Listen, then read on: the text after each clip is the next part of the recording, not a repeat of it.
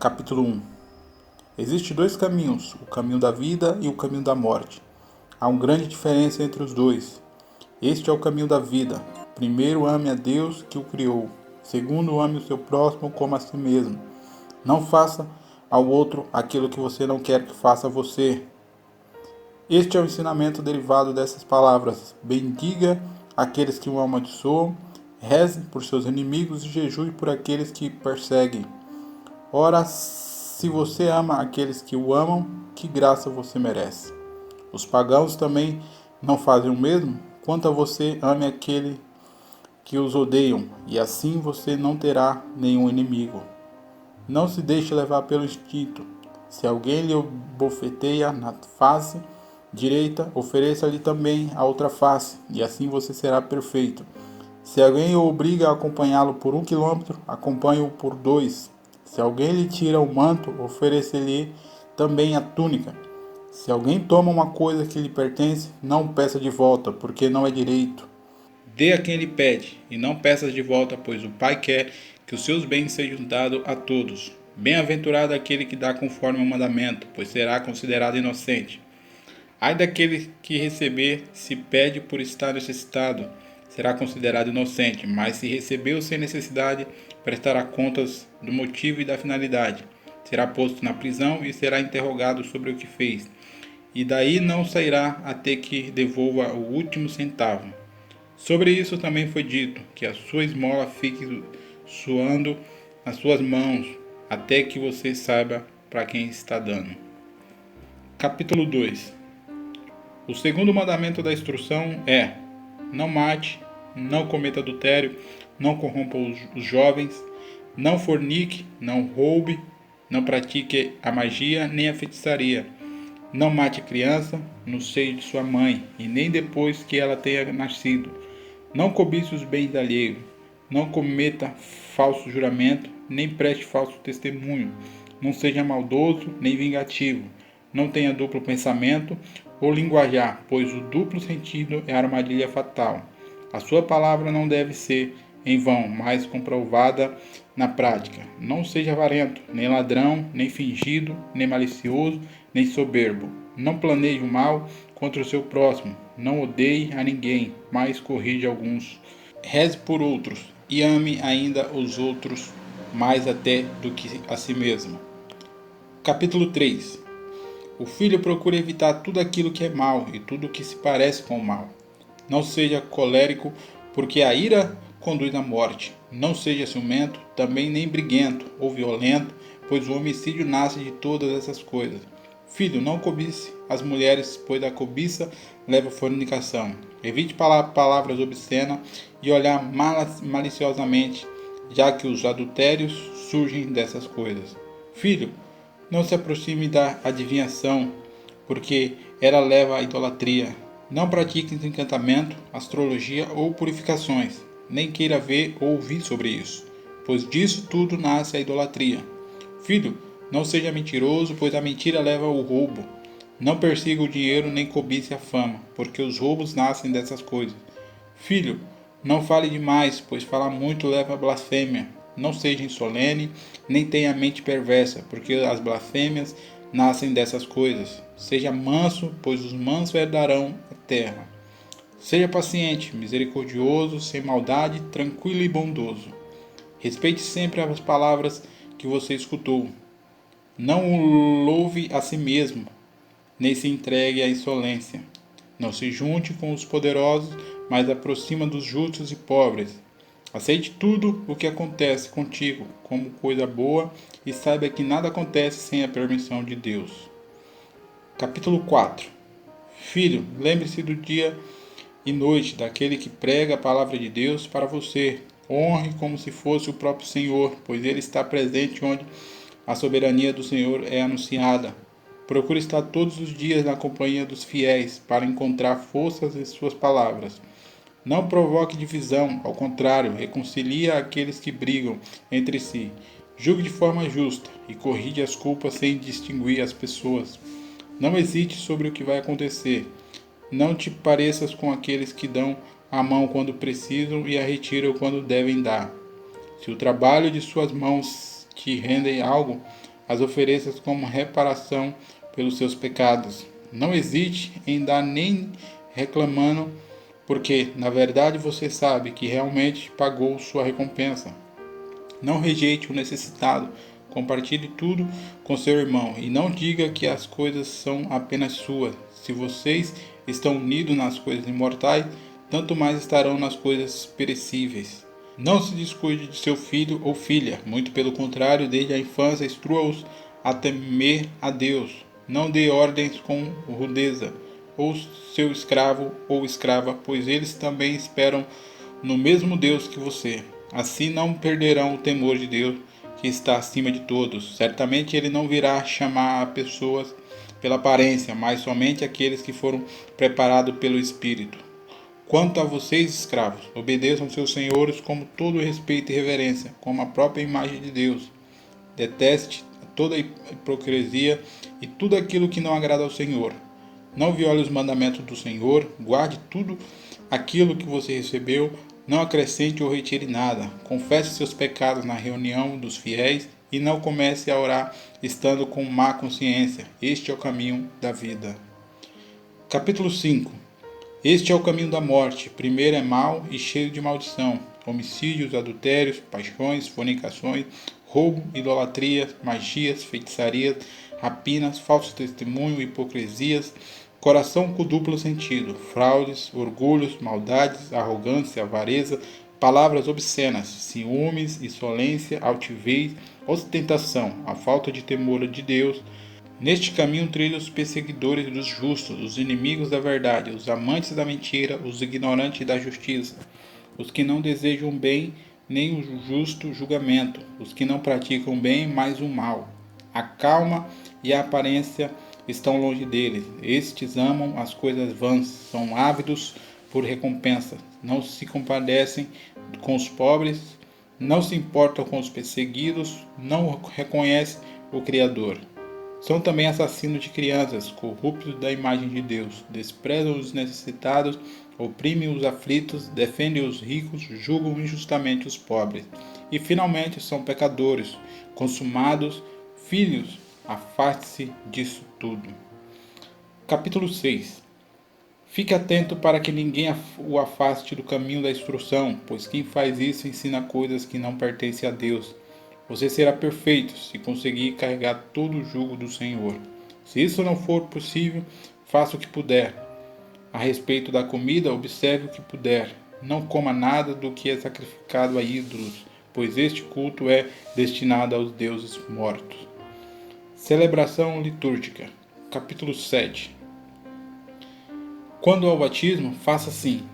Depois de ditas todas essas coisas, batize em água corrente, em nome do Pai, do Filho e do Espírito Santo. Se você não tiver água corrente, batize em outra água.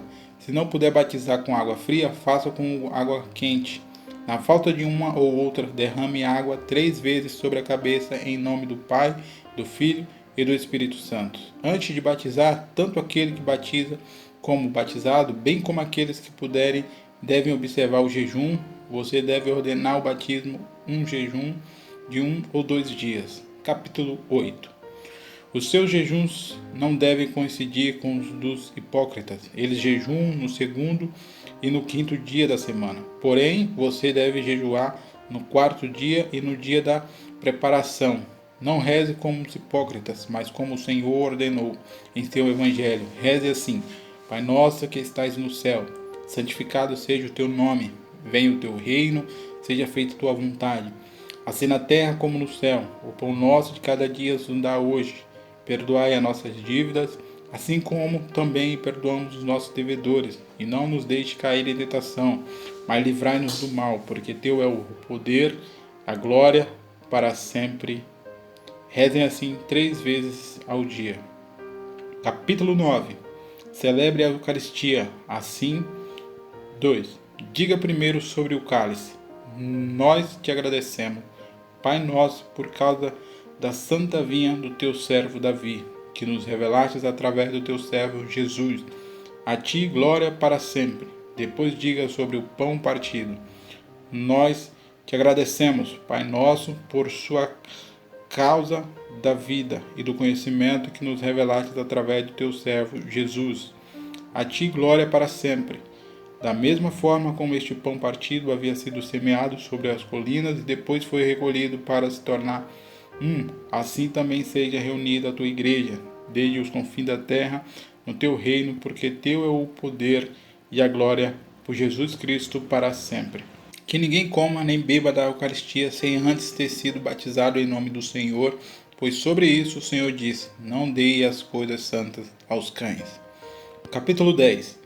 Após ser saciado, agradeça assim. Nós te agradecemos, Pai Santo, por teu santo nome que fizeste habitar em nosso coração, e pelo conhecimento, pela fé e imortalidade que nos revelaste através do teu servo Jesus. A ti glória para sempre. Tu, Senhor onipotente, criaste todas as coisas por causa do teu nome e destes aos homens o prazer do alimento e da bebida, para que te agradeçam. A nós, porém, desde a comida e uma bebida espirituais, e uma vida eterna através do teu servo. Antes de tudo, te agradecemos, porque és poderoso. A ti glória para sempre. Lembra-te, Senhor, da tua igreja, livrando-os de todo mal e aperfeiçoando-nos no teu amor. Reúne dos quatro ventos esta igreja, santificada para o teu reino, que lhe preparaste, porque teu é o poder e a glória para sempre. Que a tua graça venha a este mundo, passe. Hosana ao Deus de Davi. Venha quem é fiel, converta-se quem é infiel. Maranata, amém. Deixe os profetas agradecerem à vontade. A vida em comunidade, capítulo 11. Se vier alguém até você e ensinar tudo o que foi dito anteriormente, deve ser acolhido. Mas se aquele que ensina é perverso e ensina outra doutrina para que te destruir, não lhe dê atenção. No entanto, se ele ensina para estabelecer a justiça e o conhecimento do Senhor, você deve acolhê-lo como se fosse o Senhor. Já quando aos apóstolos e profetas, faça conforme o princípio do Evangelho. Todo apóstolo que vem até você deve ser recebido como o próprio Senhor. Ele não deve ficar mais que um dia, ou, se necessário, mais outro. Se ficar 3 dias, é um falso profeta. Ao partir, o apóstolo não deve levar nada a não ser o pão necessário para chegar ao lugar onde deve parar. Se pedir dinheiro, é um falso profeta. Não ponha à prova nem julgue um profeta que fala tudo sob inspiração, mas todo pecado será perdoado, mas esse não será perdoado. Nem todo aquele que fala inspirado é profeta, a não ser que viva como o Senhor. E é desse modo que você reconhece um falso e o verdadeiro profeta. Todo profeta que sob inspiração manda preparar a mesa não deve comer dela. Caso contrário, é um falso profeta. Todo profeta que ensina a verdade, mas não pratica o que ensina, é um falso profeta. Todo profeta comprovado e verdadeiro que age pelo ministério terreno da igreja, mas que não ensina a fazer como ele faz, não deverá ser julgado por você. Ele será julgado por Deus. Assim fizeram também os antigos profetas. Se alguém disser sob inspiração, dê-me dinheiro ou qualquer outra coisa, não o escutem. Porém, se ele pedir para dar aos outros necessitados, então ninguém o julgue. Capítulo 12. Acolha todo aquele que vier em nome do Senhor. Depois examine para conhecê-lo, pois você tem discernimento para distinguir a esquerda da direita. Se o hóspede estiver de passagem, dê-lhe ajuda no que puder. Entretanto, ele não deve permanecer com você mais que 2 ou 3 dias. Se necessário, se quiser se estabelecer e tiver uma profissão, então que trabalhe para se sustentar. Porém, se ele não estiver profissão, proceda de acordo com a prudência, para que um cristão não viva ocasionalmente em seu meio. Se ele não aceitar isso, trata-se de um comerciante de Cristo. Tenha cuidado com essa gente. Capítulo 13. Todo verdadeiro profeta que queira estabelecer-se em seu meio é digno do alimento. Assim também o verdadeiro mestre é digno do seu alimento. Como qualquer operário, assim tome os primeiros frutos de todos os produtos da vinha e da eira, dos bois e das ovelhas, e os dê aos profetas, pois são eles os seus sumos sacerdotes. Porém, se você não tiver profetas, dê aos pobres. Se você fizer pão, tome os primeiros e os dê conforme o preceito. Da mesma maneira, ao abrir o recipiente de vinho ou óleo, tome a primeira parte e dê aos profetas. Tome uma parte do seu dinheiro, da sua roupa e de todas as suas posses, conforme lhe parecer oportuno, e os dê de acordo com o preceito. Capítulo 14. Reúna-se no dia do Senhor para partir o pão e agradecer, após ter confessado os seus pecados, para que o sacrifício seja puro. Aqueles que estão brigando com seus companheiros não podem ajuntar-se antes de se reconciliar, para que o sacrifício oferecido não seja profanado. Este é o sacrifício do qual o Senhor diz: em todo lugar e em todo tempo seja oferecido um sacrifício puro, porque sou um grande rei, diz o Senhor, e o meu nome é admirável entre as nações. Capítulo 15.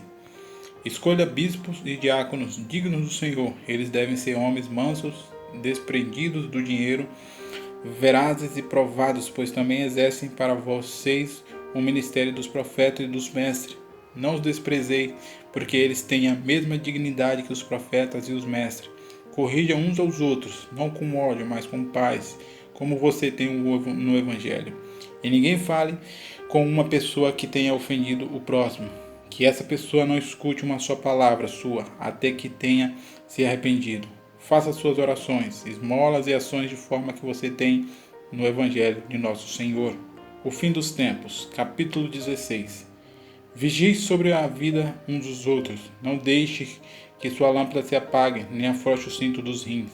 Fique preparado, porque você não sabe o que horas nosso Senhor chegará. Reúna-se com frequência, para que juntos procurem o que convém a vocês, porque de nada lhe servirá todo o tempo que viveu a fé, se no último instante não estiver perfeito. De fato, nos últimos dias se multiplicarão os falsos profetas e os corruptos. As ovelhas se transformarão em lobos, e o amor se converterá em ódio. Aumentando a injustiça, os homens se odiarão, se perseguirão e se trairão mutuamente. Então o sedutor do mundo aparecerá, como se fosse o Filho de Deus, e fará sinais e prodígios. A terra será entregue em suas mãos, e cometerá crimes como jamais foram cometidos desde o começo do mundo. Então toda criatura humana passará pela prova de fogo, e muitos escandalizados perecerão. No entanto, aqueles que permanecerem firmes na fé serão salvos, porque aquele que os outros amaldiçoam, então aparecerão os sinais da verdade. Primeiro o sinal da abertura no céu, depois o sinal do toque da trombeta, e o terceiro, a ressurreição dos mortos. Sim, a ressurreição, mas não de todos, conforme foi dito: o Senhor virá, e todos os santos estarão com ele. Então o mundo assistirá ao Senhor chegando sobre as nuvens do céu. Se gostou, dá like, se inscreva e ative o sininho.